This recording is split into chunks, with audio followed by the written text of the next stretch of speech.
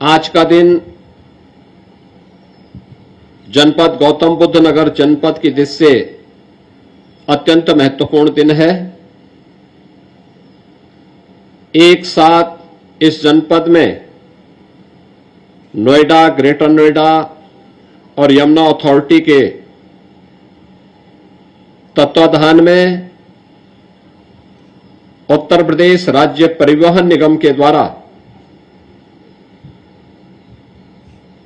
110 electric buses का संचालन प्रारंभ हो रहा है। मैं सबसे पहले इस सेवा के लिए गौतम बुद्ध नगर जनपद वासियों को, वहां के जनप्रतिनिधियों को हृदय से मैं बधाई देता हूं, अपनी शुभकामनाएं देता हूं।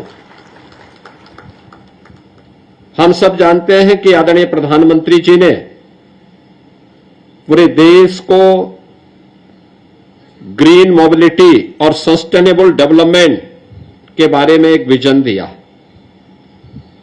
प्रधानमंत्री जी का यह विजन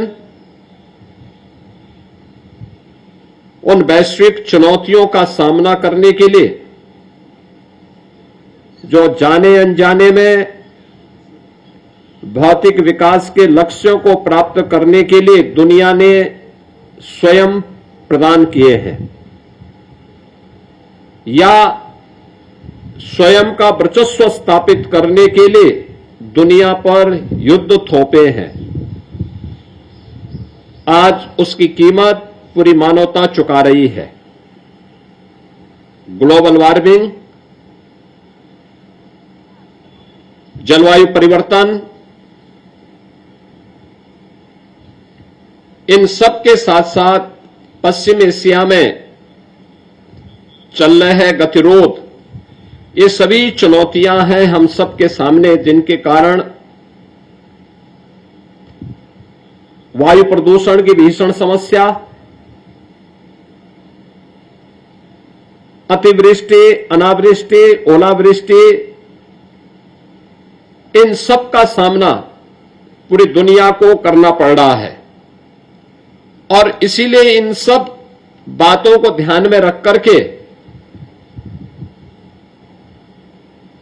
प्रधानमंत्री जी के विजन को जमीनी धरातल पर उतारने के लिए जब 15 जून से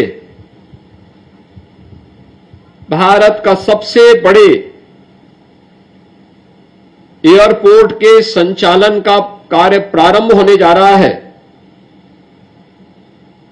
तो नोएडा इंटरनेशनल एयरपोर्ट के सुचारू वायु सेवा की दृष्टि से आने वाले जाने वाले श्रद्धालुजनों, नागरिकों और यात्रियों की सुविधा को ध्यान में रखते हुए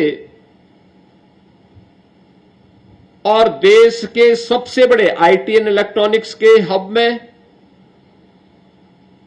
नेट जीरो के लक्ष्य को प्राप्त किया जा सके, इस दिशा में यह प्रयास तीनों अथॉरिटी ने मिलकर के उत्तर प्रदेश परिवहन निगम के माध्यम से प्रारंभ किया है।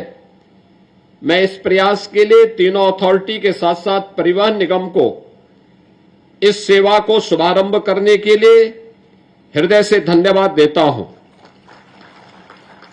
आज आप जानते हैं कि नोएडा, ग्रेटर नोएडा और यमुना अथॉरिटी या IT, electronics, data centre, startups, semiconductor और अन्य औद्योगिक गतिविधियों के देश के अंदर एक बड़े केंद्र के रूप में उभरा है। स्वाभाविक रूप से दुनिया की बड़ी बड़ी कंपनियों को वहां लाने के लिए वहां पर पर्यावरण अनुकूल परिवहन आज समय की मांग है और पर्यावरण अनुकूल समय वहां पे परिवहन की आवश्यकता को ध्यान में रख करके वहां पे मेट्रो का संचालन हमने कुछ क्षेत्रों में प्रारंभ किया है। लेकिन नोएडा इंटरनेशनल एयरपोर्ट के साथ जब तक मेट्रो का संचालन होता है तब तक या उसके बाद भी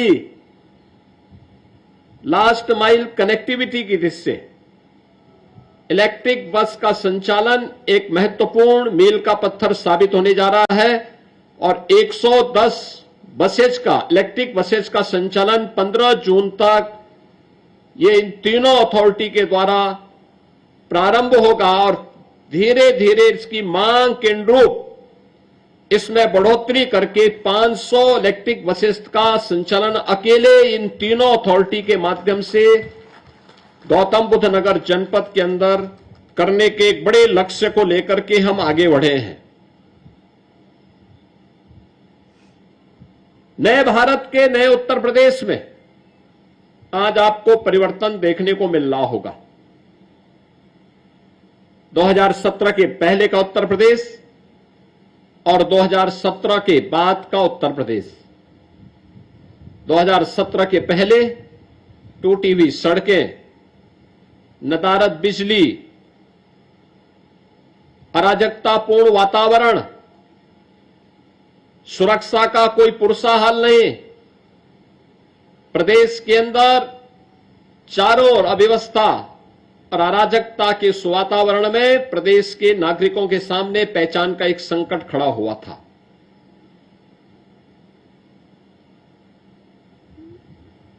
तब निवेश की बात उत्तर प्रदेश के लिए अपने आप में एक दिवा स्वप्न था। 2017 के बाद का Uttar Pradesh world class road connectivity के लिए, एयर कनेक्टिविटी के लिए जाना जाता है। आज आप देख रहे होंगे देश के अंदर सबसे अच्छा रोड नेटवर्क इस समय उत्तर प्रदेश के पास है। 4 लाख किलोमीटर का road network, state highway, highway, expressway, inter state connectivity, ये उत्तर प्रदेश की देश के अंदर सबसे बेहतरीन कनेक्टिविटी में से एक जानी जा रही है। ये परिवर्तन 9 वर्ष के अंदर डबल इंजन की सरकार ने किया।